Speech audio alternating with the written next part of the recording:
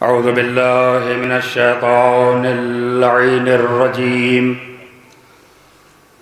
बिस्मिल्लाहिर रहमानिर रहीम। अल्हम्दु लिल्लाहि रब्बिल आलमीन वस्सलातु वस्सलामु अला अशरफिल अंबिया वल मुरसलीन अल मुखातबो बित्ताहा व यासीन सय्यदना व नबीना व तबीब क़ुलूबना व अनीस नुफूसना मौलाना मुक़्तदाना हादियना अबिल क़ासिम मुहम्मद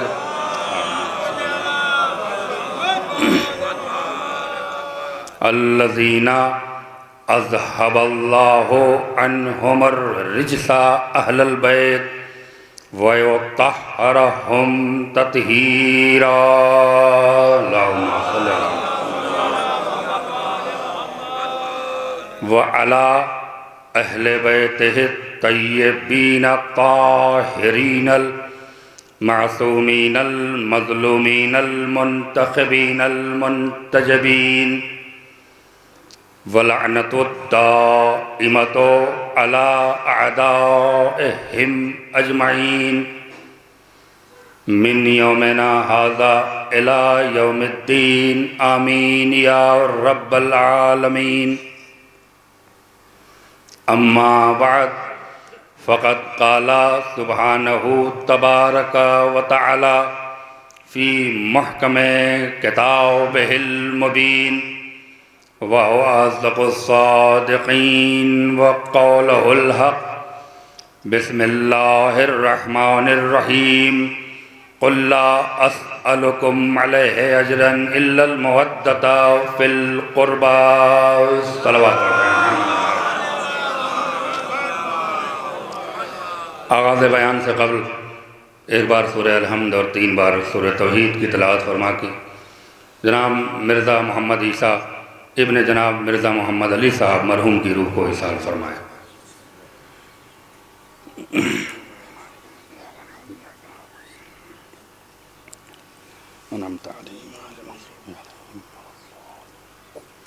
बिस्मिल्लाहिर्रहमानिर्रहीम। क़ुल हुवल्लाहु अहद लम यलिद व लम यूलद व लम यकुल लहू कुफुवन अहद। बिस्मिल्लाहिर्रहमानिर्रहीम। बिस्मिल्लाहिर्रहमानिर्रहीम। क़ुल हुवल्लाहु अहद अल्लाहुस समद लम यलिद व लम यूलद व लम यकुल लहू कुफुवन अहद। अल्लाहुम्मा सल्लि अला मुहम्मद व अला मुहम्मद।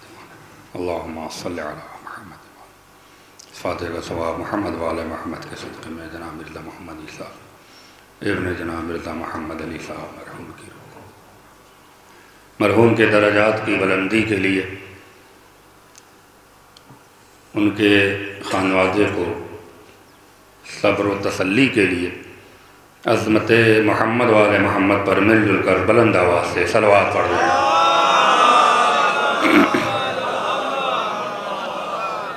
ज़मीन व आसमान का पैदा करने वाला, चाँद और सूरज को रोशनी अता करने वाला, लाशऊरों को शऊर अता करने वाला, जाहिलों को इल्म अता करने वाला, आलिमों को अक्ल अता करने वाला, आकिलों को एहसास अता करने वाला, एहसास को कमाल अता करने वाला, कमाल को बका अता करने वाला, बका को मेराज अता करने वाला, आँखों को बीनाई अता करने वाला, ज़ुबान को गोयाई अता करने वाला, कानों को समाअत अता करने वाला, दिल में वुसअत अता करने वाला।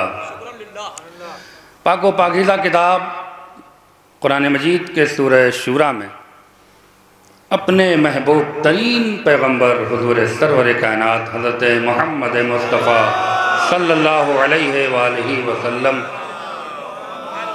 के वसीले से अपने महबूब बंदों तक एक अहम तरीन पैगाम और एक इम्पॉर्टेंट मैसेज पहुँचा रहा है। परवरदिगार आलम ने कुरान मजीद में दो तरीक़े से गुफ्तगू की है। अहले इल्म तशरीफ़ फरमा है, साहिबान फ़िक्र व फ़हम तशरीफ़ फरमा है। अल्लाह ने कुरान मजीद में सिर्फ दो तरीक़े से गुफ्तगू की। पहला तरीक़ा यह है कि उसने बाज़ मकाम पर बराह रास्त ख़ुद मैसेज पहुँचाए हैं और ख़ुद अपनी ज़ात की तरफ निस्बत देकर ख़िताब किया है, और वो निस्बत का जो हर्फ इस्तेमाल किया है वो हर्फ निदा है। मौलाना तशरीफ़ फरमाए और उसके लिए पहचान रखी कि या अय्युहल्लज़ीना आमनू इत्तक़ुल्लाह वकुनू मस्सादिक़ीन, ऐ ईमान रखने वालों तक़वा इख्तियार करो और सच्चों के साथ हो जाओ। जहाँ लफ्ज़ या इस्तेमाल हो जाए समझ लिए कि खुदा डायरेक्ट खिताब कर रहा है, अहले इल्म तशरीफ़ फरमा है। और जहाँ लफ्ज़ कुल इस्तेमाल हो जाए समझिए कि अल्लाह किसी के वसीले से बोल रहा है। बहुत आसान लफ्ज़ों में समझाऊंगा, तब जाके आयत का तर्जुमा करूंगा, तब आपको समझ में आएगा कि मजलिस किस मेयार पे जाने वाली। अगर ये कुरान में समझना है कि कहाँ अल्लाह डायरेक्ट बोल रहा है तो बेशुमार आयतें हैं, और सिर्फ एक सिंफ को खिताब नहीं किया है बल्कि हर कौम को खिताब किया है। या अय्युहल्लज़ीना आमनू कहा, या अय्युहल काफिरून कहा, या अय्युहल मुनाफिकून कहा। भाई कुरान की आयतें हैं। या अय्युहल मुशरिकून कहा। हर मजहब और हर मकतबे फ़िक्र के अफराद को अल्लाह ने खिताब किया है कुरान में। कोई ये नहीं कह सकता कि अल्लाह ने हमारे बारे में कुछ कहे ही नहीं है। भाई तवज्जो है ना मेरे अजीजों। अब आइए, लफ्ज़ कुल अरबी ग्रामर में कुल अम्र का सेगा है, यानी जो बात अल्लाह खुद नहीं कहना चाहता वो किसी को हुक्म देकर कहलवा रहा है। इससे आसान तर्जुमा नहीं होगा। कुल हुवल्लाहु अहद। कुरान में बार बार हर मजलिस में कहता हूँ और हर मकतबे फ़िक्र को अपनी मजलिस में आने की दावत देता हूँ। आओ समझो, कुरान रटने के लिए नाजिल नहीं हुआ है, कुरान समझने के लिए नाजिल हुआ है। रटने वाले और होते हैं, समझने वाले और होते हैं। एक सलावत पढ़ दे मोहम्मद वाले मोहम्मद पर।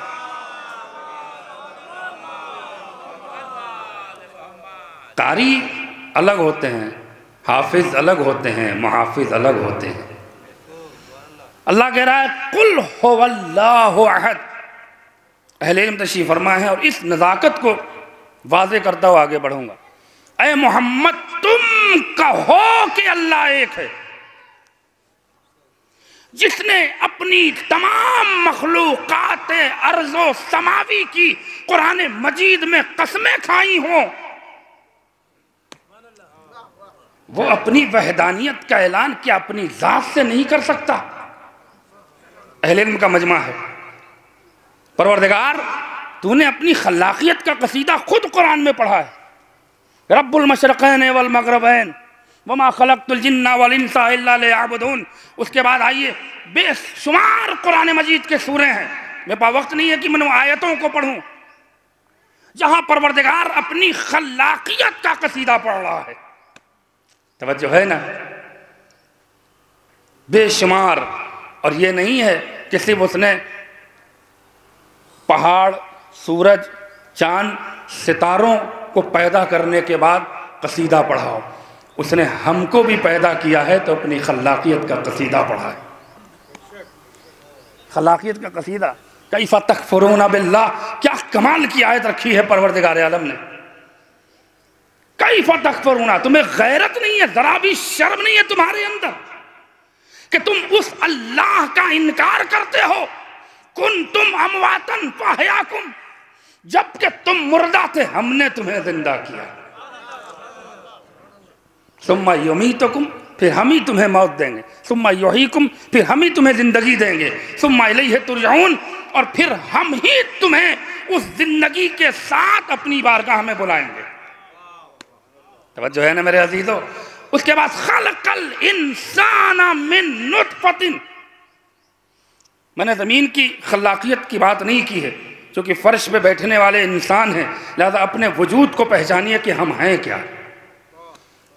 अल्लाह कह रहा है कि घमंड बाद में करना, पहले ये सोच लेना कि तुम पैदा किस चीज से हुए हो।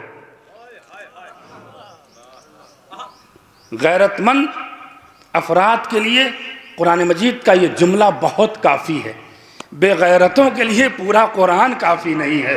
एक सलवात पढ़ दे मोहम्मद वाले मोहम्मद पर।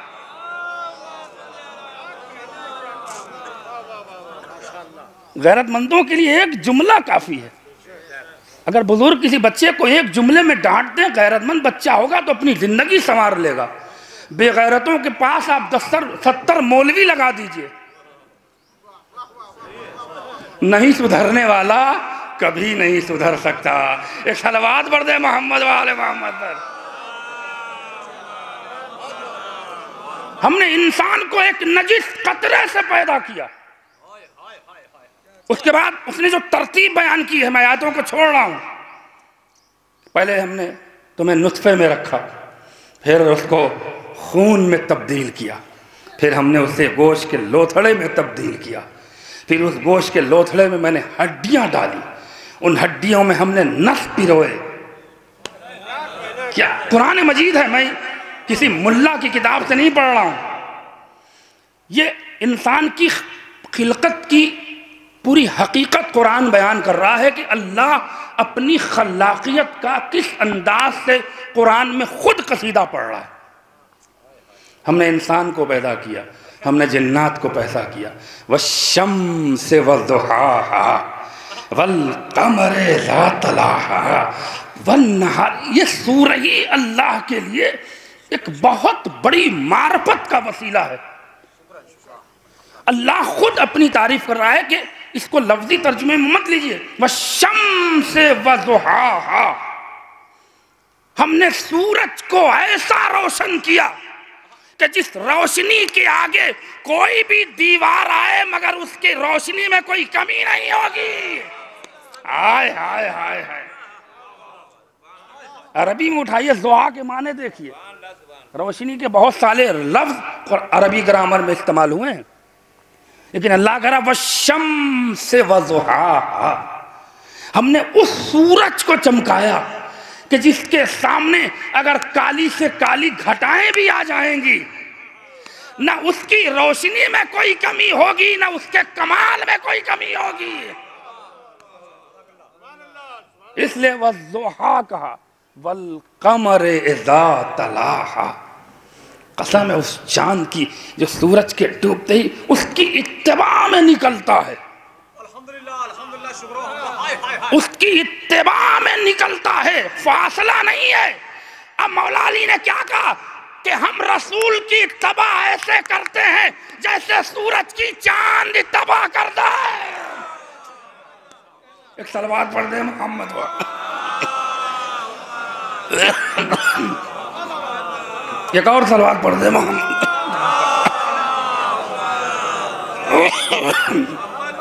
देखिए जिंदा दिली के साथ सलवात पढ़ी है मैम।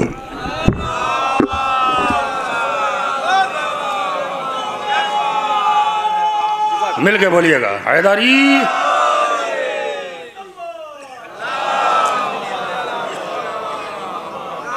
हमने रसूल की इत्तिबा ऐसे की जैसे चांद सूरज की इत्तिबा करता है। जब चांद और सूरज के दरमियान कोई फासला नहीं है तो मोहम्मद और अली के दरमियान फासला कैसे होगा। एक सलवात पढ़ दे मोहम्मद वाले मोहम्मद पर। गौर फरमाया आपने, ये खलाकियत का कसीदा पढ़ रहा है। उसके बाद सब कुछ कह रहा है, लेकिन जब तौहीद की बात आई तो अब ये नहीं कह रहा है कि मैं एक हूं। पूरे कुरान में उठाइए, क्या कहा उसने, ला इलाहा इल्लल्लाह। तवज्जो रहे मेरे अजीजों, कोई खुदा नहीं है सिवाय एक अल्लाह के, लेकिन ये नहीं कहा कि मैं एक हूं। अब जब वहदानियत की बात आई तो एक उस वसीले को सामने रखा जिसके सीने पे पूरा कुरान नाजिल किया। तवज्जो रहे मेरे अजीजों, थोड़ा इस अंदाज की मजलिसों भी बेदार हुआ करिए। इंतखाब अपने महबूब का किया और ऐसा मजबूत वसीला लिया कि जिस वसीले को कोई हिला ना सके। मैं क्या अर्ज करना चाह रहा हूं, कुल हुवल्लाहु अहद, मोहम्मद तुम कहो कि अल्लाह एक है। तवज्जो है ना मेरे अजीजों, मैंने दस्त कुदरत के बारगाह में हाथ जोड़ा और बारगाह कुदरत में अपने हाथों को जोड़ के अर्ज किया, परवरदिगार सब कुछ तूने कहा हमने मान लिया। तूने कहा ज़मीन हमने पैदा की, हमने मान लिया। तूने कहा आसमान हमने पैदा किया, हमने मान लिया।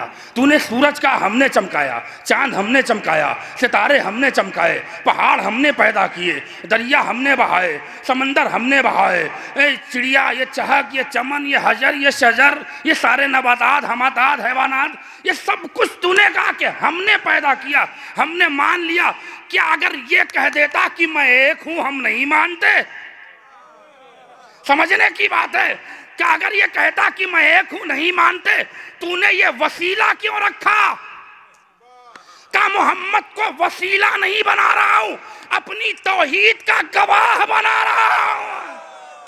सलामत रहिए, सलामत रहिए। अपनी तौहीद का गवाह मुसलमानों को सोचना चाहिए कि जब अल्लाह बगैर मोहम्मद के पहचाना नहीं जा सकता तो इस्लाम आले मोहम्मद के बगैर कैसे पहचाना जाए? सलावत पढ़ दे मोहम्मद वाले।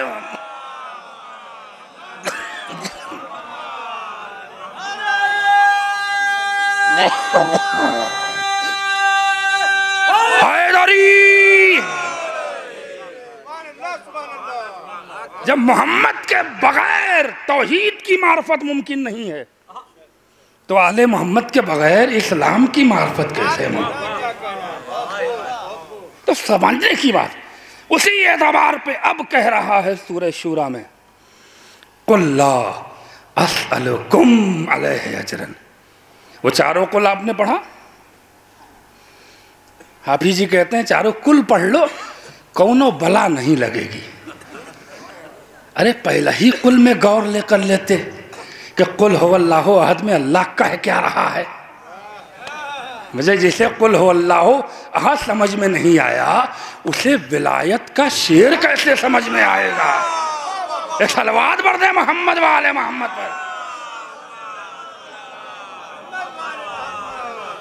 तो जो है ना मेरा लीडर, अब वो कह रहा कि मोहम्मद तुम कहो, मैं नहीं। साहिबाने ज़र्फ और गैरतदार लोग बैठे हैं। इस फर्श पे वही बोलता है जो गैरतदार होता है, इस फर्श पे वही खिलता है जो बाज़र्फ होता है। इस फर्श से सबकी पहचान हो जाती है कि यहाँ कौन कम ज़र्फ बैठा है और कौन बाज़र्फ बैठा है। लिहाजा जो लोग देख रहे हैं वो सुनना शुरू कर दें। बड़ी अकली बातें। मोहम्मद कुल ला अस्अलुकुम, कमाल की आयत है। और मैंने बड़े बड़े उलमाए सुन्नत को चैलेंज दिया कि इस एक आए मुद्दत पे हमसे कोई बहस कर ले, इसलिए कि पूरा इस्लाम अल्लाह ने इस आयत में समेट दिया है। ए मोहम्मद तुम कहो, क्या कहें? कुल ला अस्अलुकुम अलैहि अजरन। ए मोहम्मद तुम कहो। बड़े गैरत झिझोड़ने के लिए जुमला इस्तेमाल कर रहा हूँ। अहले इल्म और अहले अक्ल तशरीफ फरमाए, मोहम्मद तुम कहो कि तुम्हारा परवरदिगार तुमसे, बहुत ठहर ठहर के इस्तिलाही तर्जुमा करूँगा, लफ्जी नहीं कि बच्चे उलझ जाएं, बहुत आसान और मुहावरे के साथ इस्तिलाही तर्जुमा कर रहा हूँ कुरान की आयत का। मोहम्मद तुम कहो, किससे कहो? मेरे तमाम बंदों से कहो कि तुम्हारा परवरदिगार तुमसे तुम्हारी पूरी जिंदगी की उजरत। अरे कहां सो रहे हो, कहां सो रहे हो? पूरी जिंदगी की उजरत तुमको दी हुई अल्लाह की तमाम नेमतों की उजरत, तुम पर की हुई अल्लाह की तमाम रहमतों की बारिशों की उजरत कुछ भी नहीं चाहता इल्लल मुअद्दता फिल क़ुर्बा। सलामत रहिए, सलामत रहिए। अगर कोई बशर अल्लाह की बारगाह में नजराने अकीदत के तौर पे, अजर रिसालत के तौर पे, उजरत हयात के तौर पे, शराफत नफ्स की बिना पर, तहारत लहू की बिना पर कुछ पेश करने की तमन्ना और आरज़ू रखता है, अरे मेरे हबीब तुम मेरे बंदों से साफ साफ कह दो, हमें उनकी दौलत नहीं चाहिए, हमें उनकी हुकूमत नहीं चाहिए, हमें उनका तख्त और ताज नहीं चाहिए, हमें उनका मकान और महल नहीं चाहिए, हमें उनकी आल और औलाद नहीं चाहिए, हमें उनका ऐश और आराम नहीं चाहिए। इल्लल मुअद्दता फिल क़ुर्बा, अगर बंदों की जानिब से परवरदिगार को कुछ चाहिए तो सिर्फ और सिर्फ मोहब्बत आले मोहम्मद चाहिए। एक मिलजुल के सलवात पढ़ दें मोहम्मद व आले मोहम्मद पर।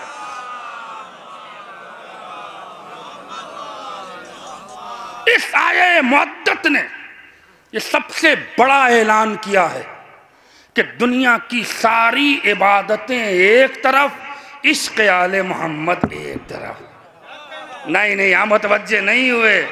नमाज मस्जिद में पढ़ने से मोतबर नहीं होगी, नमाज काबे में अदा करने से मोतबर नहीं होगी, रोजा रमजान भर रखने से मोतबर नहीं होगा, हज हर साल चक्कर लगाने से मोतबर नहीं होगा, ज़कात अपने कद को बुलंद करने के लिए सिर्फ कबूल नहीं होगी। अल्लाह ने आए मुअद्दत में साफ कहा है सारी इबादतें एक तरफ, इश्क़ आले मोहम्मद एक तरफ।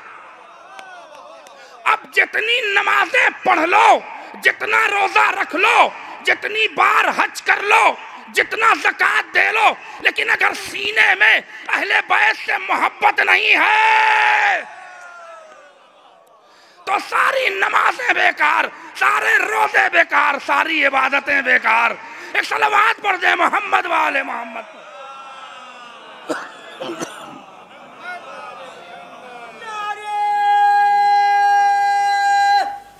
हैदरी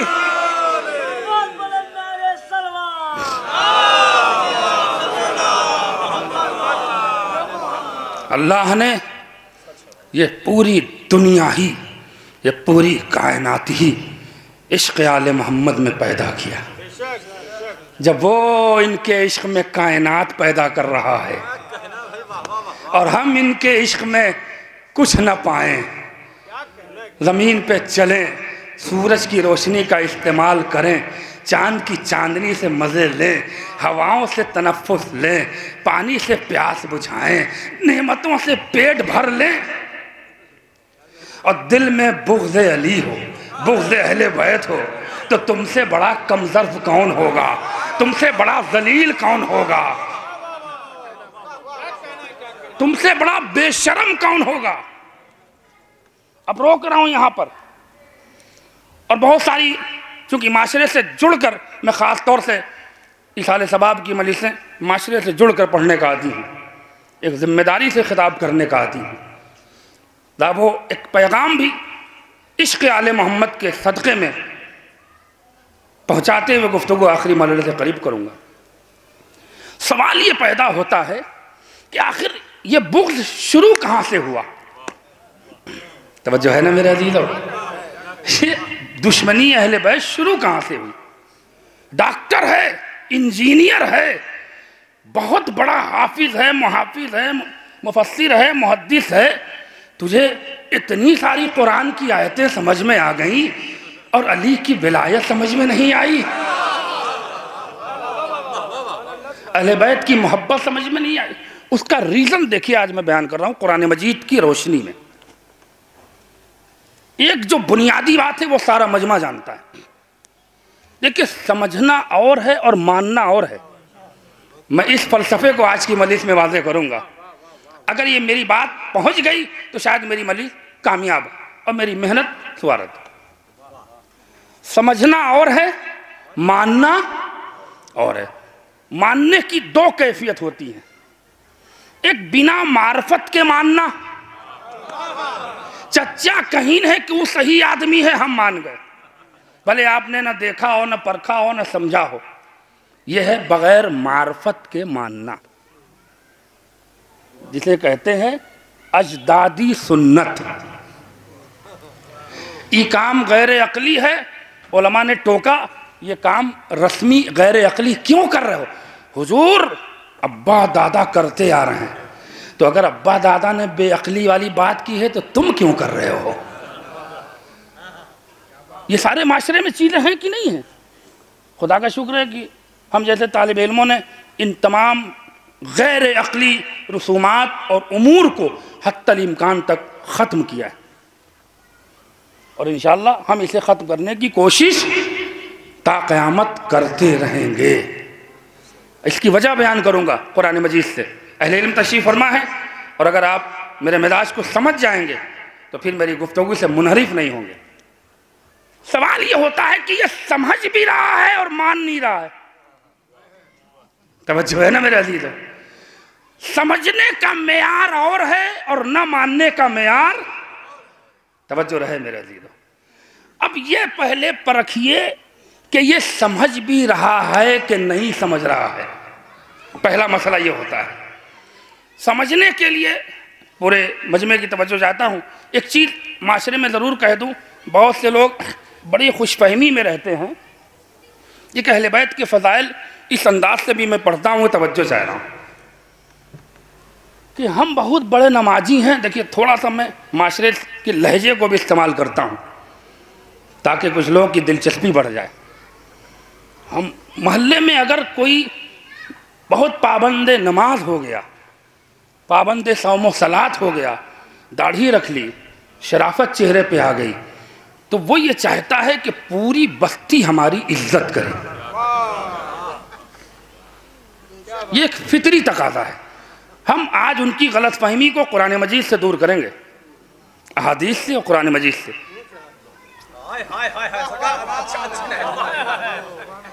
अच्छी तहरीक है।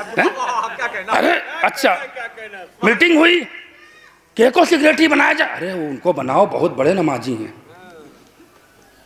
ये इबादत, ये नमाज, ये मामलात, ये सब बहुत बात की चीज़ है मेरे अजीजों। कुरान जो हमें समझा रहा है, हमको समझना चाहिए, तब एक बड़ा फैसला लेना चाहिए। दो चीज़ें हमेशा माशरे में रखिएगा। एक जो गलत फहमी पैदा हो रही है, जिससे माशरा बिखर रहा है, अहले बैत के फ़ज़ाइल कम किए जा रहे हैं, अहले बैत के फ़ज़ाइल गस्ब किए जा रहे हैं, हमारी कौम में भी पैदा हो रहे हैं। वो क्या फैल गया है? फला को बुलाओ मौलवी साहब को, काहे बहुत बड़े आलिम हैं। अगर खुदा और अहले बैत की निगाह में सिर्फ इल्म मेयार रहता तो कत्ले हुसैन में 70,000 मुल्लाओं के फतवे नहीं आते। बहुत बड़ी बात कह रहा हूं। अगर आपकी निगाह में इल्म ही काबिले मेयार है और काबिले इज्जत है इल्म, तो फिर उन पर आपको लानत भेजने का कोई हक नहीं। जिन उलमा ने कत्ले हुसैन का फतवा दिया था वो हाफिज कुरान थे, मुफस्सिर कुरान थे, कारी कुरान थे, मुहद्दिस थे। अगर आप इल्म को ही मेयार समझ रहे हैं तो फिर यहां से आप उस फहरिस्त से बाहर आ जाएंगे जहां आपको लानत भेजने का हक है। इस्लाम और अल्लाह की निगाह में मेयार किस चीज का है वो हमसे सुनिए, और फिर उस एतबार से माशरे को आगे लेके जाइए। दोनों चीजें आप ध्यान में रखिएगा। पहला तसव्वुर माशरे में ये है कि हम बहुत बड़े नमाजी हैं, हम बहुत बड़े रोजेदार हैं, हम 4 हज किया है, हम 10 बार ज़ियारत किए हैं, हम बहुत बड़े मोहल्ले में हो गए। इस्लाम, शियत, परवरदिगार इस चीज को आपके जहन से कंडम कर रहा है। क्यों? इसलिए कि आपने नमाज पढ़ी, आपने हज किया, आपने रोजा रखा, आपने ज़ियारतें की, तो आपने गांव वालों पे कोई एहसान नहीं किया। थकना नहीं मेरे अजीज, तो थकना नहीं। वो आपका काहे कसीदा पढ़े, आपके लिए काहे मरे। माशरे में कद कब बुलंद होता है, जब आप लोगों के काम आ जाए। आहा, सलामत रहिए, सलामत रहिए। 4 बार 10 बार ज़ियारत करने से, 4 बार हज करने से आप चाहें कि हम माशरे में, मोहल्ले में, गांव में बहुत बड़े आदमी बन जाएं, इज्जतदार, तो माशरा भी पूछेगा ये जो किया है आपने किस पर एहसान किया? किया तो अपने ही लिए है ना। तो अगर कद बुलंद करना चाहते हो तो माशरे के लिए खड़े हो जाओ। अगर बात नहीं अच्छी लग रही है तो मैं गुफ्तगू पलट सकता हूं। माशरे के लिए खड़े हो जाओ। अगर ज़ियारत नहीं की, हज नहीं किया, इबादत पाबंदी से अदा नहीं किए, उसका बदल मुमकिन है। मैं क्या अर्ज करना चाह रहा हूं, लेकिन अगर माशरे में आप किसी के काम नहीं आए तो मरने के बाद कब्र में कोई काम नहीं आएगा। सलावत बढ़ दे मोहम्मद वाले मोहम्मद पर।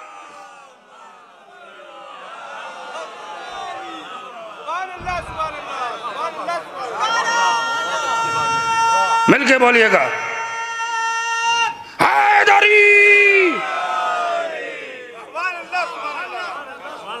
एक बार ज़ियारत करिए और नियत करिए करबला का रुख करके। मौला आने की तमन्ना थी, लेकिन इससे ज्यादा जरूरत किसी और को है।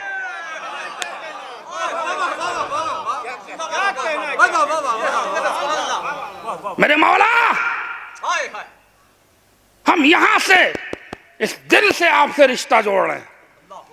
हुसैन सिर्फ करबला में नहीं है, हुसैन हर इंसानियत के दिल में है। जहां इंसानियत होगी वहां हुसैन होगा। इससे बड़ा जुमला नहीं हो सकता है। सलावत पढ़ दे मोहम्मद वाले मोहम्मद पर।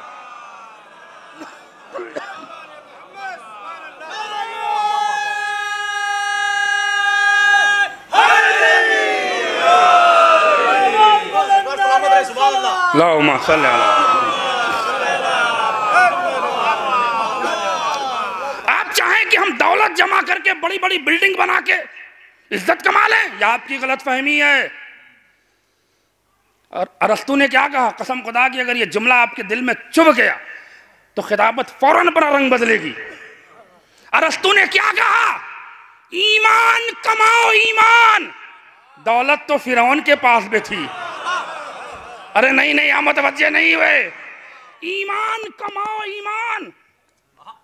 दौलत तो फिरौन के पास थी। दूसरा जुमला, ईमानदार बनो।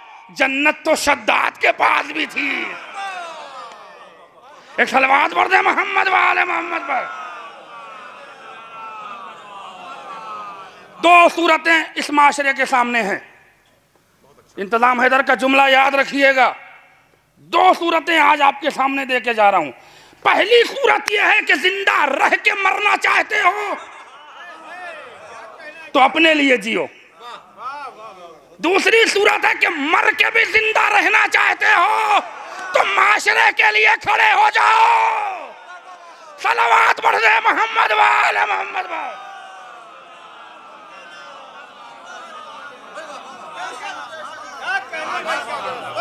आज की इस मजलिस का यह मैटर जरूर याद रखिएगा। मेरा दो जुमला, जिंदा रह के मरना चाहते हो तो सिर्फ अपने बारे में सोचो, और अगर मर के जिंदा रहना चाहते हो तो माशरे के बारे में सोचो। आइए मौलाए मुत्तकियान हज़रत अली इब्न अबी तालिब अलैहिस्सलाम इरशाद फरमाते हैं, जवानों सुनो, मुस्तकबिल तुम्हारे सामने बिल्कुल खड़ा है। तुमने अगर ये हाल संवार लिया तो फिर तुम्हारी नस्लें संवरती चली जाएंगी। मेरे मौला ने क्या फरमाया, ये मत देखो कि तुम कितना खुश हो, ये देखो कि तुमसे लोग कितना खुश हैं। हाय हाय हाय हाय, इस एक जुमले ने मेरे मौला के माशरे को झिझोड़ दिया है। ये मत देखो कि तुम कितना खुश हो, तुमसे लोग कितना खुश, ये देखो कि तुमसे लोग कितना खुश हैं। इस हैसियत से जिंदगी गुजारी है। परवरदिगार आलम ने इस एतबार से माशरे के काम आई है। किसी के गरीब बच्चे को अगर पढ़ा दीजिएगा तो आपकी आबरू नहीं, आप गरीब नहीं हो जाइएगा। किसी बेवा, किसी गरीब बच्ची की शादी के लिए खड़े हो जाइएगा तो आप मर के भी जिंदा रहिएगा। हमारी बिल्डिंग हो जाए, हमारा मकान हो जाए, हमारी दौलत, एक गाड़ी ले लिया, 2 गाड़ी करो, मरोगे तो समझ में आएगा। एक सलवात पढ़ दे मोहम्मद वाले मोहम्मद पर। अपने दिल को महल बनाओ, दिमाग को नहीं।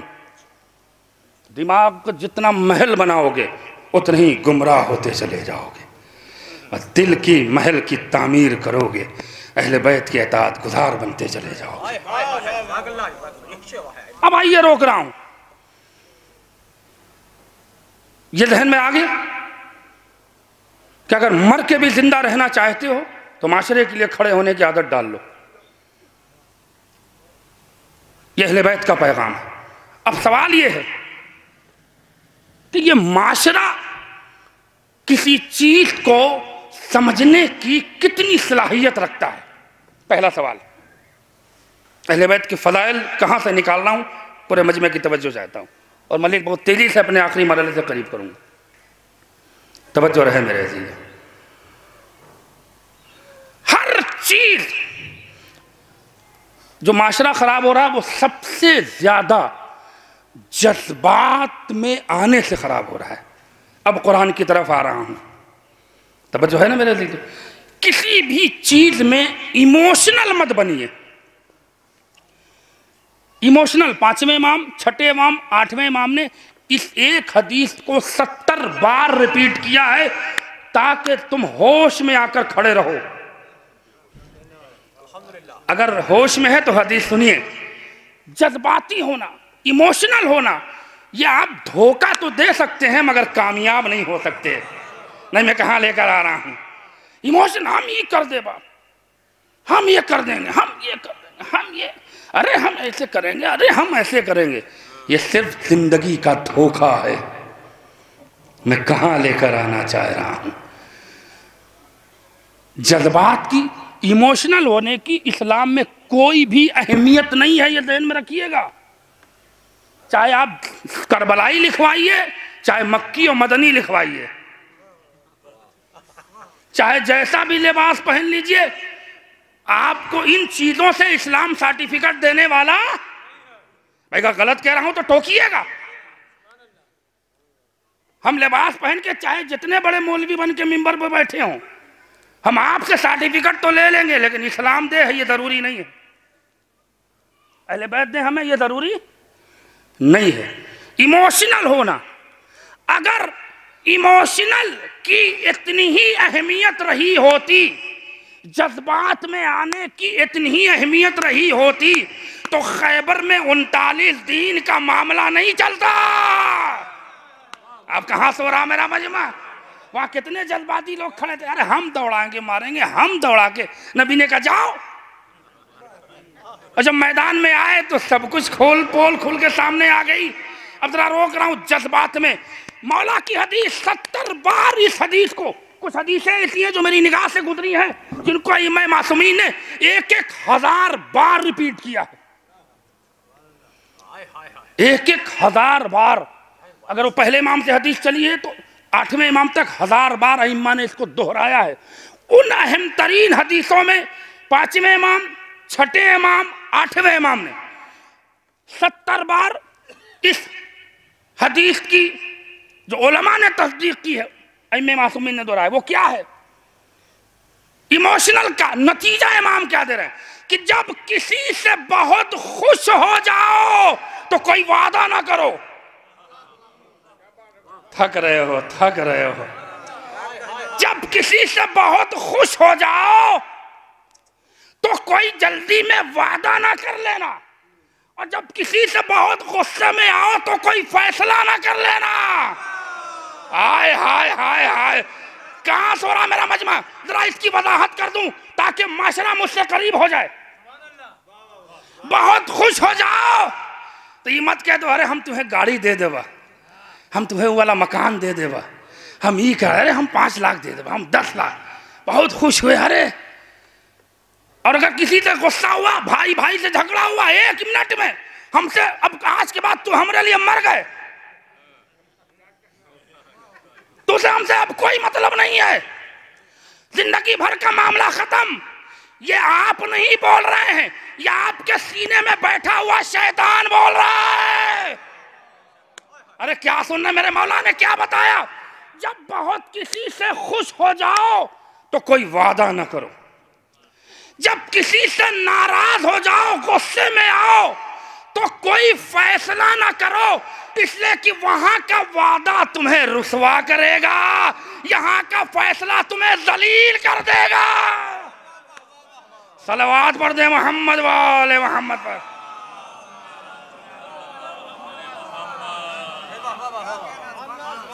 अहले बैत की दुश्मनी क्यों?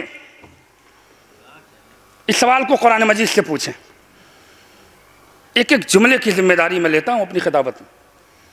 सवाल एक, अहले बैत से दुश्मनी आखिर क्यों? अब कुरान क्या बता रहा है? तवज्जो रहे, कुरान के नुज़ूल से पहले उन तमाम हालात का जायजा लेकर एक नतीजा निकालूंगा। ये मजमा शायद मेरी बात पे मुत्तफिक करे ना करे, लेकिन याद रखिएगा मज़हब इस्लाम अपनी इनफरादियत से पहचाना जाता है।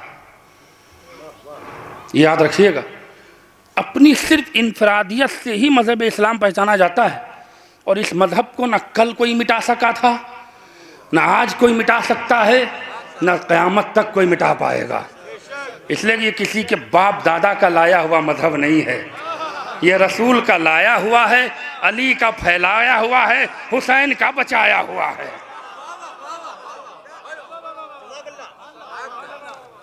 अब थकना नहीं, इस फलसफे को बहुत जल्दी समेटूंगा ताकि बात आखिर तक पहुंच जाए। इसके बाद मौलाना मौसूफ फ़ज़ाइल पढ़ेंगे आपके सामने। ज़्यादा मैं जो पैगामात हैं इन मजलिस के बहाने आप तक पहुंचा रहा हूँ। इस्लाम ने सबसे पहला सारे मज़ाहिब में और इस्लाम में एक बुनियादी फ़र्क क्या है, कभी आपने गौर किया? इल्म में मेरी बात को बहुत दूर तक लेकर जाइएगा, भले आप दाद ना दीजिए, लेकिन एक मैसेज ज़रूर दे रहा हूँ। अगर इस्लाम के फॉलोअर हैं, अहले बैत के फॉलोअर हैं, तो इस चीज़ को अपने जहन में रखिएगा। आज के दौर में इंसान जज्बात आपके नहीं देखते हैं, आपका एजुकेशन देखता है, आपकी सोच देखता है, आपकी समझ देखता है, आपकी क्वालिफिकेशन देखता है। तवज्जो रहे मेरे लिए। सारे मजहब में, मजहब इस्लाम में जो बुनियादी फर्क है वो क्या है? सारे मजहब में, तवज्जो रहे, अक्ल का इस्तेमाल हराम है। वो मजहब क्या करता है? दीगर मज़ाहिब आपको इमोशनल बनाता है, आपके जज्बात में आपको लाता है और आपका सौदा कर लेता है। तवज्जो रहे, सारे मज़ाहिब में ये है कि जितने आप कट्टर बनोगे उतनी ही वैल्यू बढ़ेगी। मैं बहुत दूर से बोल रहा हूं, समझदार मजमा इस जुमले को समझ रहा है। जितने कट्टर बनोगे उतनी ही तुम्हारी मजहब में वैल्यू बढ़ेगी। इस्लाम इस चीज को कंडम करता है। इस्लाम ने कहा नहीं, हम तुम्हारे कट्टरपंथी को नहीं देखेंगे। इस्लाम ने आते ही चैलेंज किया। क्या चैलेंज किया? कि तुम जज्बात से मजहब को आगे ले जाओ, हम अक्ल से मजहब को आगे ले जाएंगे। अरे क्या सुन रहे हो? सलवात पढ़ दे मोहम्मद वाले मोहम्मद पर। सारे मजहब में अक्ल का इस्तेमाल हराम है, लेकिन इस्लाम खुद कह रहा है कि पहले अपनी अक्ल इस्तेमाल करो फिर मुझे मानो। अगर तुम्हारी अक्ल में हम सही हैं तो एक्सेप्ट करो, और तुम्हारी अक्ल में अगर हम समझ में नहीं आ रहे हैं तो छोड़ दो।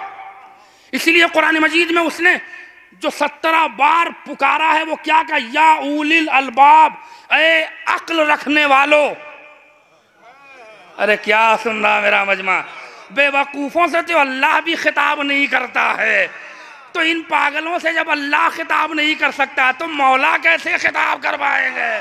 सलवात पढ़ दे मोहम्मद वाले मोहम्मद पर।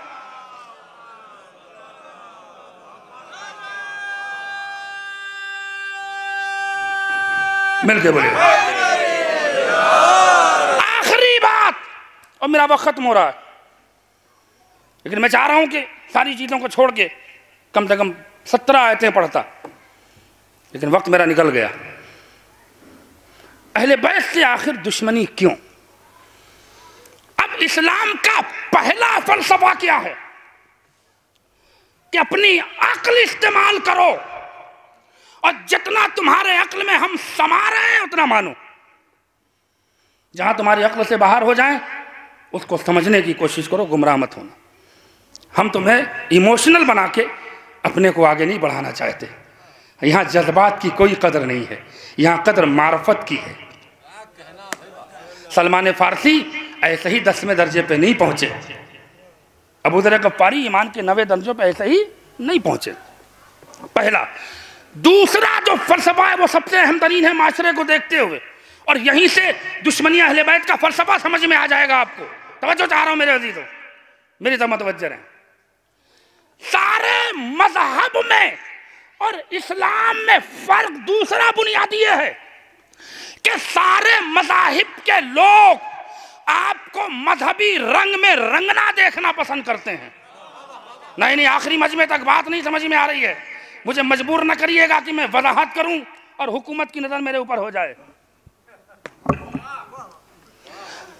दीगर मजाहिब में जो दूसरा बुनियादी फर्क है कि आज तुमने मजहब को एक्सेप्ट किया, दूसरे दिन अपने आप को उस मजहब के रंग में रंग दो। लेकिन इस्लाम का जो दूसरा है फलसफा वो क्या है कि नहीं, हमें तुम्हें मुसलमान पहले नहीं बनाना है, हमें तुम्हें नमाजी पहले नहीं बनाना है, हमें तुम्हें रोजेदार पहले नहीं बनाना है, हमें तुम्हें पहले हाजी नहीं बनाना है। तो क्या बनाना? पहला उसका सबसे बड़ा मकसद ये है कि पहले तुम इंसान बन जाओ। नहीं, मुझे इंसाफ नहीं मिला, मुझे इंसाफ नहीं मिला। इस्लाम का अहम तरीन फलसफा क्या कि मुसलमान नहीं, पहले इंसान बन जाओ। जब अच्छे इंसान बन जाओगे तो खुद ब खुद अच्छे मुसलमान बन जाओगे। मेरी बात मुकम्मल हो गई, अहले इल्म समझ गए और मैं अपने मसाइब की मंजिल से करीब हो जाऊंगा। एक सलवात पढ़ दे मोहम्मद वाले मोहम्मद पर। इसकी सबसे बड़ी दलील एक जुमले में दे रहा हूं और इसको बहुत दूर तक लेकर जाइएगा। मेरे एक एक जुमले से एक एक मजलिस तैयार हो सकती है साहिबान फिक्र व फहम के लिए। मजहब इस्लाम का दूसरा बुनियादी नजरिया यह है कि हम तुम्हें पहले मुसलमान नहीं बनाएंगे, हम तुम्हें नमाजी नहीं देखना चाहते, हम तुम्हें लंबी लंबी दाढ़ी में नहीं देखना चाहते, हम तुम्हें घट्टे पेशानी के नहीं देखना चाहते। पहला फलसफा क्या है कि तुम एक अच्छे इंसान बन जाओ। अब समझ में आया कि 40 साल तक रसूल ने रिसालत का ऐलान क्यों नहीं किया। मेरी बात मुकम्मल हो गई, मेरी बात मुकम्मल हो गई। अब समझ में आया कि 40 साल तक रसूल ने रिसालत का ऐलान नहीं किया। अगर पहले ही दिन से मुसलमान बनाना होता तो ऐलान रिसालत पहले ही दिन हो जाता।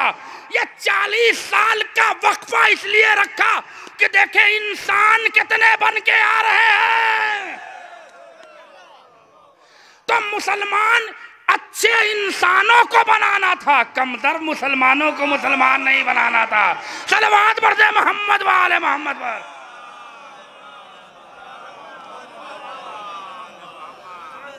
तो अहले बैत की दुश्मनी क्यों?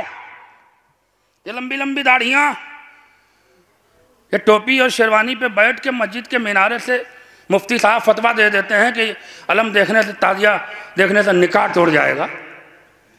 इन्हें जो मुसलमान समझे वो सबसे बड़ा धोखा खा रहा है। इसलिए कि मजहब इस्लाम ने पहले ही ऐलान कर दिया कि पहले एक अच्छे इंसान बनो फिर मुसलमान बनो। अमा जो अच्छा इंसान न बन सका वो अच्छा मुसलमान क्या बनेगा? जो अच्छा मुसलमान न बन सका वो अच्छा शिया क्या बनेगा। मेरी बात मुकम्मल हो गई। एक सलवात पढ़ दे मोहम्मद वाले मोहम्मद पर।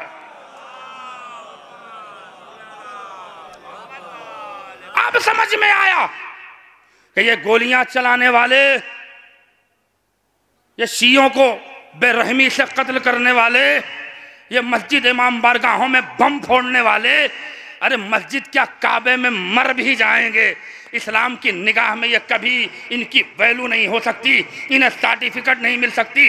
इसलिए कि इस्लाम तुम्हें हुलिये से नहीं पहचान रहा है, तुम्हारी नीयत से तुम्हें पहचान रहा है। सलवात पढ़ दे मोहम्मद वाले मोहम्मद पर। बस आखिरी बात, मसाइब और मलिल तमाम, माजरत चाह रहा हूं, लिहाजा अक्ल का इस्तेमाल पहले करिए। इस्लाम मजहब अक्ल का नाम है, शियत मजहब अक्ल का नाम है। कुरान मजीद में बेशुमार आयतें, छोटी छोटी आयतें पढ़ दूं। सूरह रूम में अल्लाह कह रहा है, क्या कमाल की आयत है, नफस्सिलुल आयाति लिक़ौमी याक़िलून।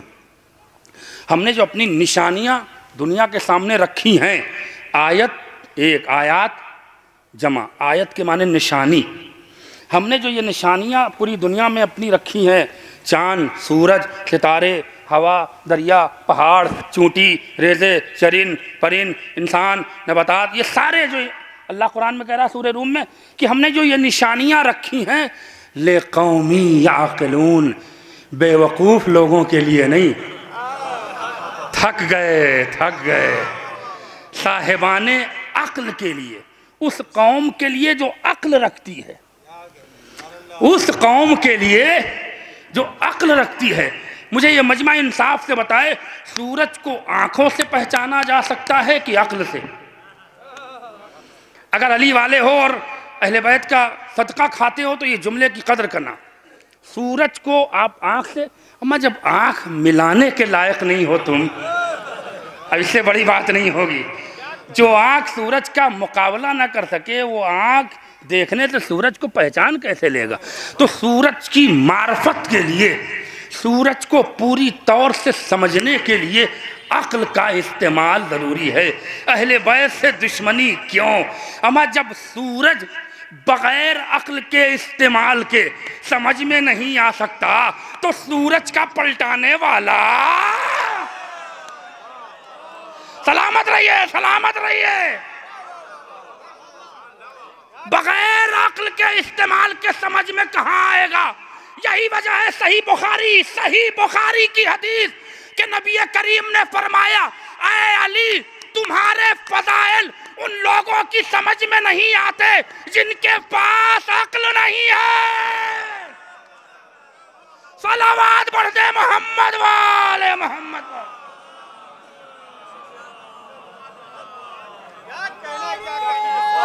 मिल के बोलिएगा,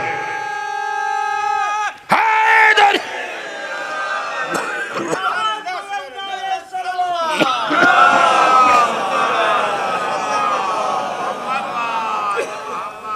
अहम तरीन बात, दादा दुश्मनी इसलिए है कि अक्ली का इस्तेमाल नहीं किया।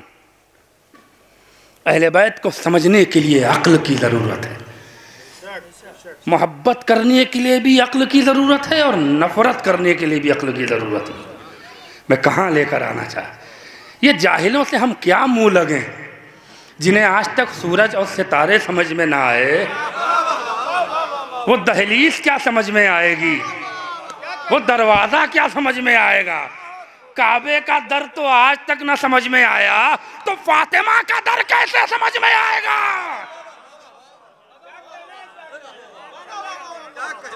गौर फरमाया आपने। उसके बाद फिर कुरान मजीद देखिए, माशरा अगर संभालना है तो कुरान मजीद की आयतों को ध्यान में रखिए। फिर सूरह बकरा में क्या कह रहा है? जो घर के माहौल ख़राब होते हैं उसकी असल वजह अक्ल है। सुम्मुन बुकमुन उम्युन फहुम ला याक़िलून, सूरह बकरा आयत नंबर 171। यहाँ पर परवरदिगार कह रहा है कि मेरी निगाह में वो लोग गूंगे हैं, बहरे हैं, अंधे हैं, जो अपनी अक्ल का इस्तेमाल बात नहीं समझ में आई। उसके बाद जो आखिरत में सबसे बड़ा पछतावा होगा वो सूरह मुल्क में बयान कर रहा है परवरदिगार आलम कि आखिरत में जो जहन्नम में अक्सरियत होगी उसका पछतावा क्या होगा। ये नहीं होगा कि हमने अली से दुश्मनी क्यों की, इसलिए कि मरने के बाद कब्र ही में समझ में आ जाएगा। अरे क्या सुन रहा है मेरा मजमा। तो महशर में पछतावा किसका होगा? पछतावा तो लेटते ही कब्र में हो जाएगा। जब कीड़े मकोड़े खाने लगेंगे और कोड़े पड़ने लगेंगे तो वही समझ में आ जाएगा कि हमने अहले बैत से बुग़्ज़ क्यों रखा, अली से बुग़्ज़ क्यों रखा। कुरान ने इसका जिक्र नहीं किया, ये तो मेरा अकीदा बोल रहा था। लेकिन कुरान ने जो कहा कि सबसे ज़्यादा पछतावा आखिरत में जहन्नम वालों को किस बात पे होगा, कुरान मजीद सूरह मुल्क में बयान कर रहा है कि लो कुन्ना नस्मओ औ नाक़िलो वमा कुन्ना फी असहाबिस सईर। क्या कमाल की आयत है कि अल्लाह क्या कह रहा है कि वो जो जहन्नम में जाएंगे वो क्या कहेंगे महशर के दिन, काश कि हमने सुना होता, काश कि हमने अक्ल का इस्तेमाल किया होता तो आज जहन्नम के साथियों में ना होते। क्या सुन रहा मेरा मजमा? यही वजह थी कि जब अली को गदीर में नबी ने बुलंद किया तो जुमला कहा, अपने कानों के दरवाजे खोलो, अपनी अकलों के दरवाजे खोलो।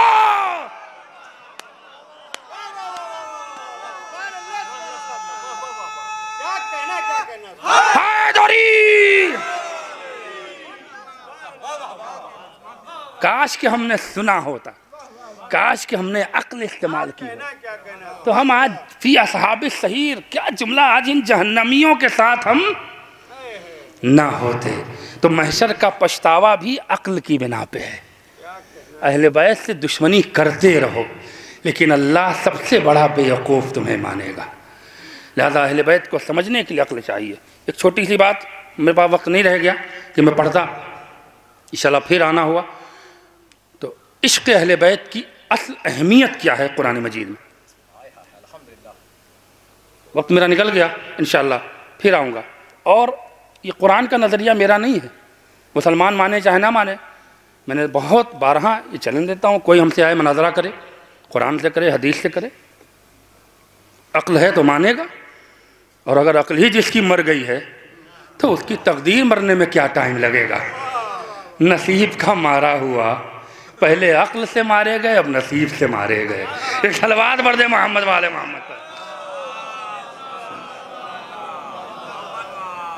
अहले बैत की मोहब्बत के बगैर नमाज रोज़ा तो दूर है, सांस एक बार भी लेना हराम है। इंशाअल्लाह ये सिजौली के मिंबर पे वादा करके जा रहा हूँ, अगली बार आऊँगा तो कुरान मजीद से इस चैलेंज को साबित करूँगा। ये तनफ्फुस, खाना दाना छोड़ दीजिए, ये जो सांस की आमद और रफ्त है, इश्क़ अली के बगैर एक बार भी सांस लिया वो भी हराम है। लेकिन हाथ जोड़ के माजरत चाह रहा हूँ, मेरा वक्त ख़त्म हो गया। एक मोमिन के साले सवाब की मजलिस से जुमला मेरा याद रखिएगा और फिर मैं दोहरा रहा हूँ कि अगर ज़िंदा रह के भी मरना है तो अपने लिए जियो, और मर के भी ज़िंदा रहना है तो माशरे के लिए खड़े हो जाओ। 4 दिन की ज़िंदगी है, सोच लो। एक जुमला कह रहा हूँ और यकीनन आपकी गैरत छिजोड़ने वाला जुमला है, जो एक अंग्रेज़ राइटर ने कहा है, मैंने नहीं कहा। और क्या गज़ब का जुमला है। उसने कहा, दुनिया से दिल लगाते हो, दुनिया से ये ज़मीन हो जाए, वो खेत हो जाए, भाई भाई से लड़ रहा, हमारी ज़मीन 1 इंच बढ़ गई, नाली के लिए झगड़ा, इसके लिए झगड़ा।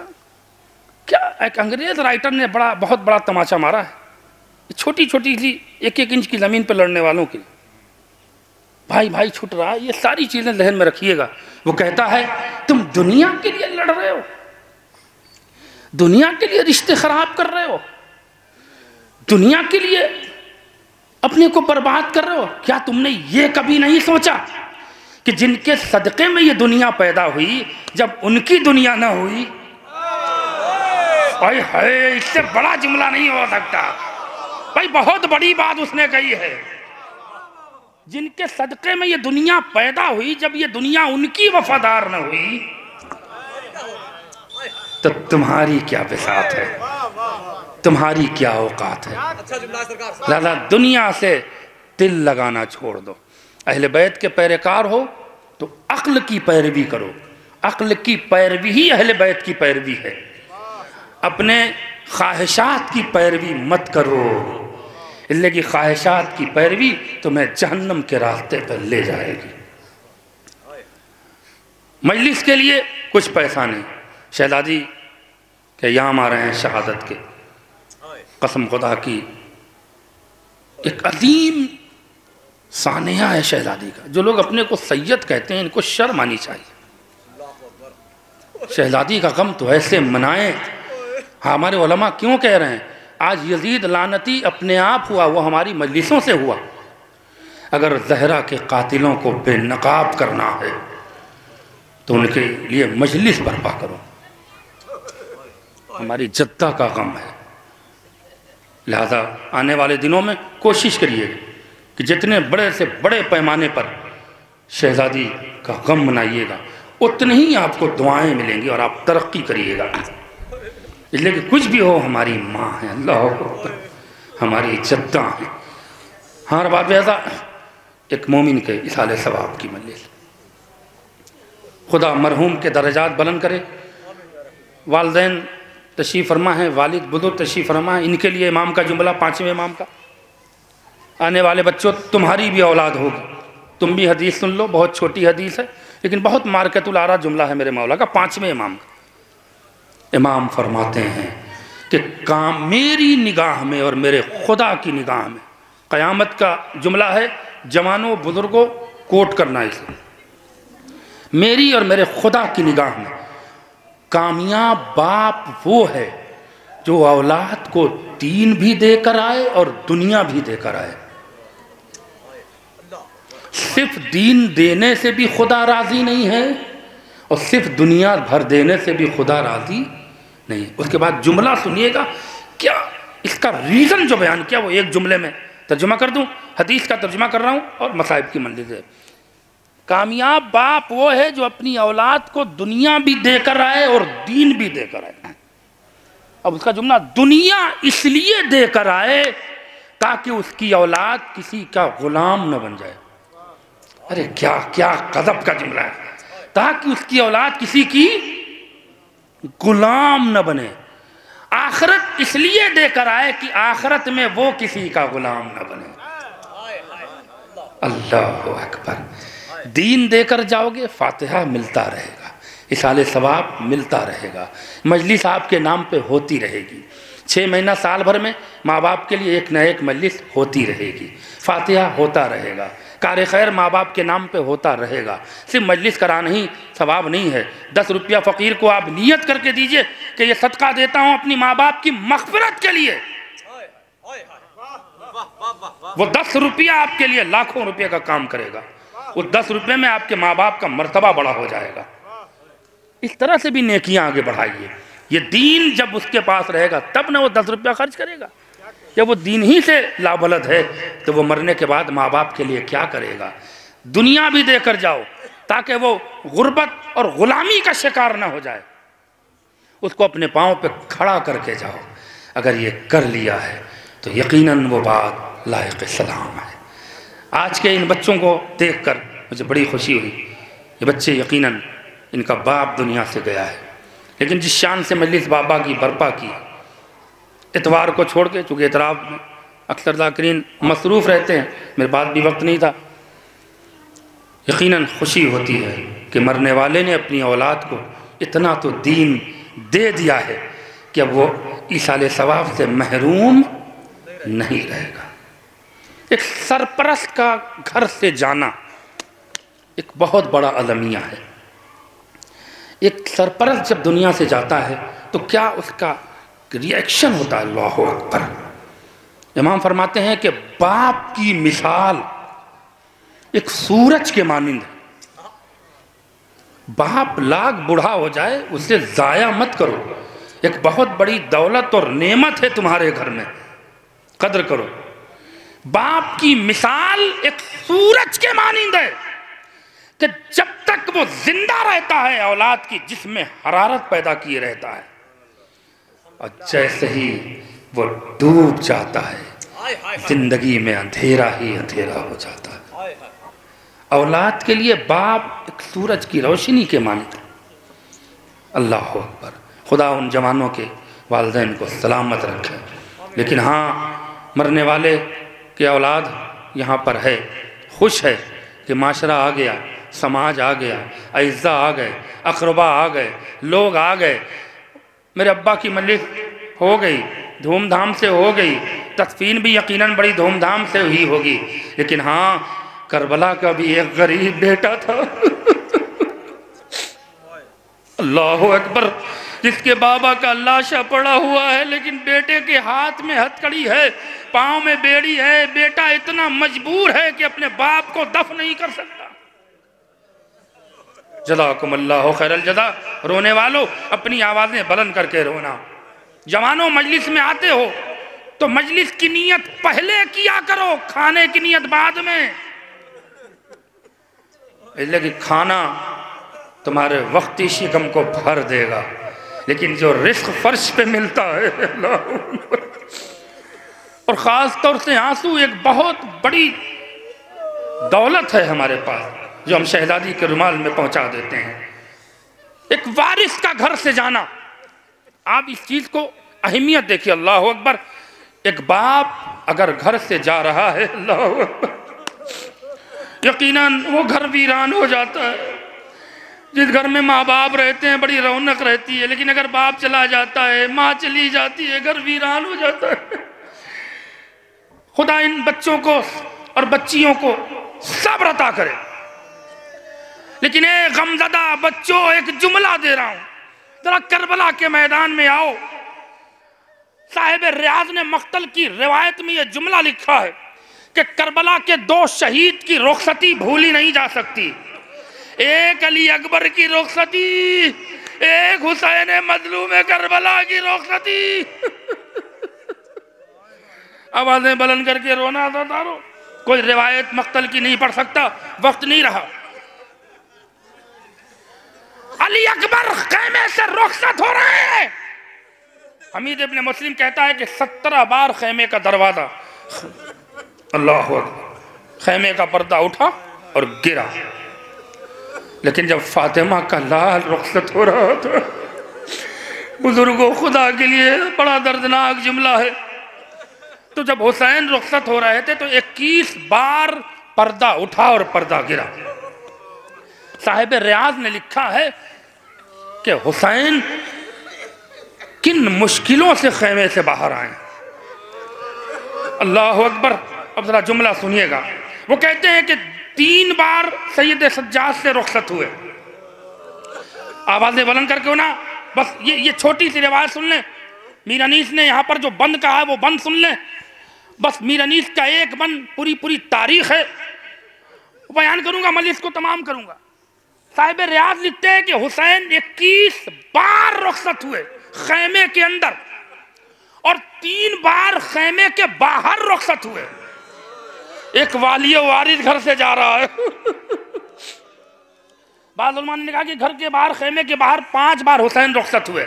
लेकिन सुनिएगा, 3 बार सैयद सज्जाद के पास आए। एक बार आए, बेटा सो रहा है, पेशानी पे हाथ रखा और एक जुमला कहा, बेटा मैंने तुम्हें खुदा के हवाले किया। बाप ये सोच के जा रहा है कि अब हमें लौट के नहीं आना। लेकिन जब बीबियों के रोने की आवाज बुलंद हुई तो सैयद सज्जाद की कश्तें आके खुल गई। फिल्ता ने कहा, शहजादे, सैयद सज्जाद उठ गए। अल्लाह। हुसैन आए, कलेजे से लगाया और लगाने का कहा, बेटा अपने बाबा को मख्तल में जाने की इजाजत दे दो। हसरत भरी निगाह से सैयद सज्जाद ने बाबा को देखा और कहा, बाबा खुदा हाफिज। तीसरी बार फिल्ता दौड़ी हुई आई कि सैयद सज्जाद फिर बुला रहे हैं। बेटा आए हुसैन मेरे लाल। कहा, बाबा मैंने आपको रुखसत तो कर दिया था, एक सवाल जहन में है बाबा। बाबा आपके चेहरे पे खून है, आपका शाना छल्ली है, अल्लाह, आपके कुर्ता खून में भरा हुआ है बाबा, ये सितम कब आप पे हुआ बाबा? का मेरे लाल मत पूछो, जालिमों के हमले हमारे ऊपर हुए हैं। तो पलट के सीधे सज्जाद ने कहा, क्या चचा अब्बास नहीं रहे? नहीं बेटा, तुम्हारा चचा भी मारा गया। भैया अली अकबर का? नहीं, अली अकबर भी नहीं। बाबा आपके बचपने का दोस्त हबीब इब्ने मज़ाहिर का? बेटा वो भी नहीं है। अब एक एक को पूछ रहे हैं सैयद सज्जाद। हुसैन ने गले से लगा के कहा, बेटा अब सवाल मत करो, बस जानो कि मर्दों में या तुम बचे हो या मैं बचा हूं। आवाजें बुलंद करके रोना आजादार हो। उसके बाद रबाब से रुखसत हुए, उम्मे लैला से रुखसत हुए, 4 बार जैनब से रुखसत हुए। एक एक बीबी कोई बाल बिखराए हुए है, कोई हाथों को दुआ के लिए उठाए हुए है। मीर अनीस ने क्या मंजर कशी की है। खुदाए सुखन कहते हैं कि खेमे में मुसाफिर का वो आना था कयामत। अल्लाह अल्लाह, जज़ाकुमुल्लाहु खैरल जज़ा। खुदा इन आवाज़ों पर रहमत नाजिल करे। मीर अनीस कहते हैं कि खेमे में मुसाफिर का वो आना था कयामत, एक एक को छाती से लगाना। कयामत के मिसरे हैं अरबाब आज़ा, एक एक को छाती से लगाना था कयामत। आना तो गनीमत था, बजाना था कयामत। रुखसत का वो थोड़ा सा जमाना था कयामत। माँ बहन इधर सब्र शके भाई की बातें, अफसाने मातम थी बहन भाई की बातें। हुसैन खेमे के बाहर आए, जज़ाकुमुल्लाहु खैरल जज़ा। मजलिस तमाम हो गई। एक घर के वारिस की मजलिस है, एक वारिस घर से उठा है, बस मजलिस मुकम्मल हो गई। कयामत का बंद मीर अनीस का फिर एक सुनी और मजलिस तमाम हो रही है। हुसैन खेमे से बाहर आए, अब इम्तिहान की मंजिल बढ़ रही है। जैसे ही आए मुड़े कि पीछे से एक बच्ची ने रो के आवाज दिया, बाबा बाबा, जब अली अकबर रुखसत हो रहे थे तो मैं दरवाजे पे खड़ी थी। बाबा क्या सुन रहे हो दादारो, कयामत का जुमला है। हुसैन की बेबसी देखो, एक वारिस घर से जा रहा है, क्या कैफियत पैदा हो रही। अल्लाह अल्लाह, दुआ करना मेरे लिए कि मैं इस मसाइब को मुकम्मल कर लूं। हाँ अरबाब आज़ा, बेटी ने आवाज दिया। हुसैन पलटे, का बाबा जब अली अकबर रुखसत हो रहा था तो मैंने अपनी आंखों से, का बेटी क्या मंजर देखा। का ऐसे ही भैया अली अकबर मुड़े तो आपने कहा, बेटा ऐसे मत रुखसत हो, चेहरा मेरे सामने रख के रुखसत हो, मैं आखिरी बार तुम्हें जी भर के देख लूं मेरे लाल। बाबा सकीना कहती है कि मुझे पूछते रुखसत ना करो बाबा, मैं चाहता हूं कि निगाह सामने रहे। हुसैन अल्लाह अकबर बेटी को देख रहे हैं। एक मंजिल आई, खेमे से बेटी ने घोड़े के टापों में अपने को डाला। हुसैन घोड़े पे सवार हुए और अब तारीख कहती है कि बाप घोड़े को एड़ लगा रहा है, बेटी घोड़े के पांव से लिपटी है। अब बाबा को छोड़े तो कैसे छोड़े, इसलिए कि बाबा से रुखसत हो गई है, कलेजा फट जाएगा। खुदा तुम्हारी बच्चियों को सलामत रखे, मैं कैसे मसाइब पढ़ूं, तुम्हारी आवाजें बुलंद होनी चाहिए। हुसैन रुखसत हो रहे हैं, फिर बेटी को रुखसत किया, फिर घोड़े पे सवार हुए। घोड़े पे सवार होने के बाद अब चाहते हैं कि बढ़े, कि पीछे से किसी बच्ची की आने की आहट मिली। साहिब रियाज कहते हैं कि हुसैन मुड़े तो क्या देखा, सकीना कोहनियों के बल आ रही है। हुसैन जल्दी से घोड़े से उतरे, दौड़ के सकीना को कलेजे से लगाया और कहा, बेटी अब क्यों आ रही हो मेरी लाल। अल्लाह अकबर अल्लाह अकबर, खुदा तुम्हें सलामत रखे, खुदा इन अज़ादारों को सलामत रखे। मजलिस तमाम हो गई। अरबाब आज़ा साहिबाने औलाद का मजमा है। हुसैन की बेटी हुसैन से कहती है, बाबा जमीन पे बैठ जाओ। बाबा का बेटा रेत गर्म है, तुम्हारा जिस्म नाजुक। नहीं बाबा, आखिरी तमन्ना है, पूरी कर दो बाबा। अल्लाह अकबर। हुसैन ने आखिरी तमन्ना कहा, बेटा क्या, का बस एक बार जलती जमीन पे लेट जाओ, मैं तुम्हारे सीने पे सर रख लूं। हुसैन लेट गए, बेटी ने सीने पे सर रखा, और अब बेटी रुखसत हो गई। मीर अनीस ने कहा कि हुसैन फिर घोड़े पे सवार होने से पहले अब हुसैन को यह खबर है कि अब कोई रोकने वाला नहीं है, अब हुसैन मख्तल में जा रहा है शहीद होने। हाँ, मीर अनीस ने कहा कि हुसैन ने हसरत भरी निगाह से एक एक खैमों को देखा, हसरत भरी निगाह से। एक वालियो वारिद घर से चाह रहा है ना, मीर अनीस ने मंजर कशी की कि हुसैन एक एक खैमों को देख रहे थे और रो रहे थे, और रोते रहते जो हुसैन ने मरसिया पढ़ा उसका शेर मीर अनीस ने कहा कि हुसैन ने हाथों को बुलंद करके अल्लाह की बारगाह में कहा, या रब ये सादात का घर तेरे हवाले। अल्लाह अल्लाह, बस मजलिस तमाम हो गई। अरबाब अदा, आपने गिरिए का हक अदा कर दिया। जो लोग अब तक शामिल नहीं हुए हैं वो इस मसले या रब ये है सादात का घर तेरे हवाले, रांडे हैं कई खस्ता जिगर तेरे हवाले। अरे बेकस का है बीमार पेशार तेरे हवाले, सब हैं मेरे दरिया के गुहार तेरे हवाले। आलिम है कि गुर्बत में गिरफ्तार बला हूँ, मैं तेरी हिमायत में इन्हें छोड़ चला हूँ।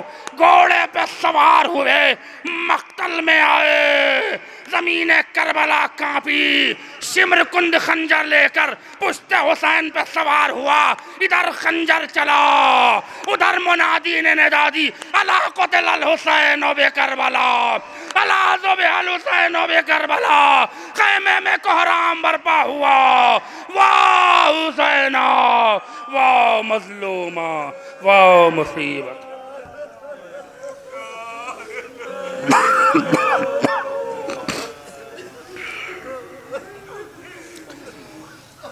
इन्ना लिल्लाहि व इन्ना इलैहि राजिऊन, रज़न बक़ज़ाइही व तस्लीमन इलाही बिहक़्क़ि ज़हरा बिहा व बालिहा व बनुहा। परवरदिगार हमारी इस अज़ीम इबादत को कबूल फरमा, हाज़रीन मजलिस की नेक और दिली मुराद को पूरी फरमा। हमें से जो बीमार होने शफ़ाए कुल्ली अता फरमा, जो बे औलाद उनको औलाद की नेमत अता फरमा। परवरदिगार जिन मरहूम के इताले सवाब की मजलिस हुई है उनके दराजात को बुलंदी अता फरमा, पेशखानी का सवाब, सोसखानी का सवाब, फ़ज़ाइल का सवाब, मसाइब का सवाब। परवरदिगार अहले बैत अतहार के सदक़े में मरहूम की रूह को इसाल फरमा। ए मेरे अल्लाह, उनके दराजात में बुलंदी अता फरमा, उनके खानवादे को सब्र जमील अता फरमा। हमारे कौम के जवानों को सच्चा इबादत गुजार और सच्चा अज़ादार बनने की तौफ़ीक़ इनायत फरमा। दुश्मनान अहले बैत को तबाह व बर्बाद फरमा, उलमा और मराज कराम के दुश्मनों को ज़लील और रुस्वा फरमा। इमाम ज़माना के ज़हूर में ताजील फरमा, हमें इस लायक बना कि हम उनके आवान व अंसार में शुमार हो सके। रब्बना तक़ब्बल मिन्ना इन्नका अंतस समीउल अलीम बिरहमतिका या अरहमर राहिमीन। एक बार सूरह अलहम्द और 3 बार सूरह तौहीद की तिलावत फरमा के मिर्ज़ा मोहम्मद ईसा साहब इब्न मिर्ज़ा मोहम्मद अली साहब मरहूम की रूह को इसाल फरमाए।